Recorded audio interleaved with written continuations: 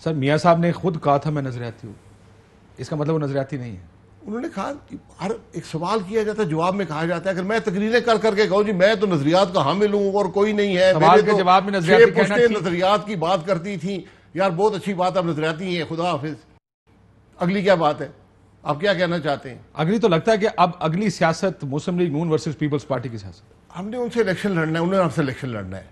आज है ऑपोजिशन, हम एक बड़े मकसद के लिए काम कर रहे हैं, मुल्क को आइन के रास्ते पर लाने के लिए काम कर रहे हैं। उसमें सौदेबाजी किसने की है, क्या किया है, ये वक्त आपको बता देगा। लेकिन आपको लगता है शाहिद साहब कि इमरान खान ने कहा इमरान खान को हटाने को और बुज़दार को हटाने को तैयार ही नहीं है, ये तो हुकूमत को गिराना ही नहीं चाहते, ये बात भी कही आज उन्होंने। ये पहले भी कह चुके, नई बात नहीं है।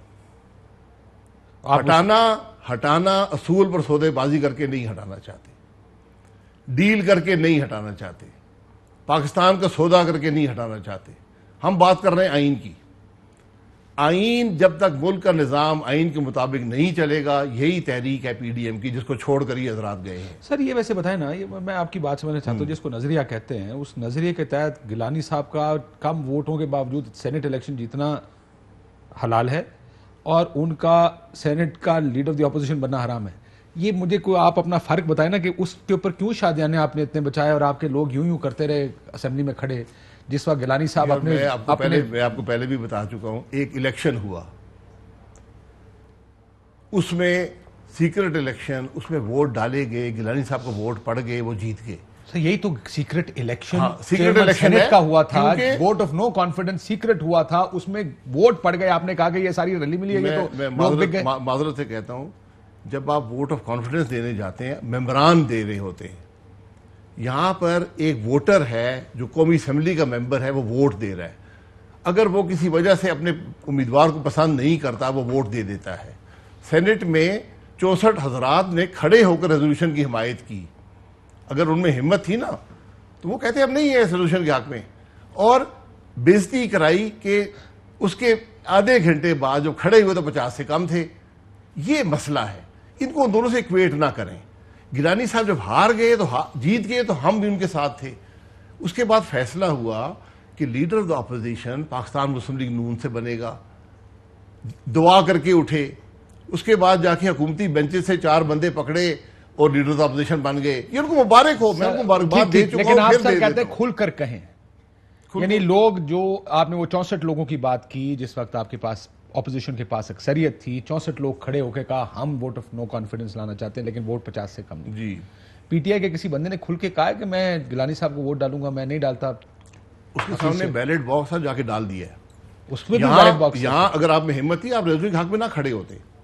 सर हिम्मत किसमें है? ये पाकिस्तान में कभी सुना किसी में हिम्मत है? जाली वोट फिर आपको गिलानी साहब ही मिलेंगे leader of the opposition, as opposed to Shahbaz Sharif, as opposed to जो पीडीएम ने फैसला किया। सर शहबाज शरीफ साहब के बारे में उन्होंने क्या कहा? अब आप इसको किसने? बिलावल साहब ने, बिलावल साहब कहते रहते हैं, मैं उन्होंने कहा कि पीडीएम शो कॉज करे मुस्लिम लीग नून के उन लोगों को। उन्होंने क्या कहा था सुनने, उन्होंने कहा जब मैंने मुड़ के इधर देखा तो हमारे दोस्ती कहां से गायब थे, जब कहां से गायब थे? जब बजट पर वोट होना था पहले और बाद में शहबाज शरीफ साहब खुद गायब थे, कहते हैं शो कॉज करें उन लोगों। बहुत शर्म की बात, अगर ये बात कही तो बहुत शर्म की बात है।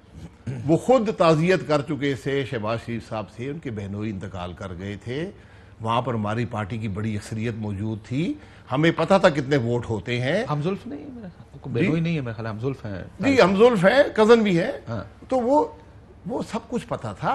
अगर वोट जीतने की अक्सरियत हमारे पास होती, असेंबली में जो वोट होता है बजट का, वो एक सिंबॉलिक वोट होता है कि हम इसको रिजेक्ट करते हैं।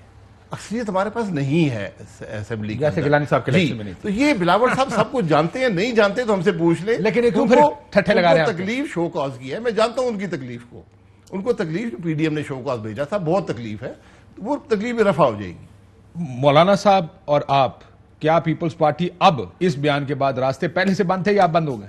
कभी रास्ता बंद नहीं हुआ। पीडीएम के बयानिए से इतफाक करें, जो आपने एतमाद तोड़ा है उसको बहाल करें, कल भी आ जाएं, ऐसी 100 तकरीरें कर लें, हमारी ज़ात पे फ़र्क नहीं पड़ता, सारा पाकिस्तान जानता है कौन क्या कर रहा है। और ये बातें करना एक दूसरे के खिलाफ, मैं इसको एक छोटी सोच समझता हूँ।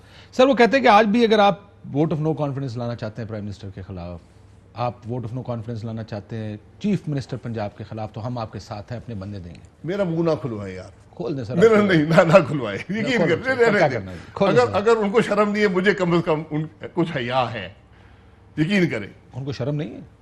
ऐसी बातें जो करते हैं उसको शर्म नहीं होती। आपके साथ बैठे हुए, अभी ब्रीफिंग हुई है 4 दिन पहले, 8 घंटे साथ बैठे रहे हैं। गिला था तो वहां कर देते ना। आप अपोजिशन में इकट्ठे हैं, आप अपोजिशन में दरार डालना चाहते हैं, तो अब तो पड़ गई है सर। पड़ गई है तो पड़ गई है, ये तो दोबारा टूट गई। कोई फर्क नहीं पड़ता। यही उनका मकसद था कि दरार पड़े। अगर कोई बात थी 8 घंटे बैठे वहां कर लेते।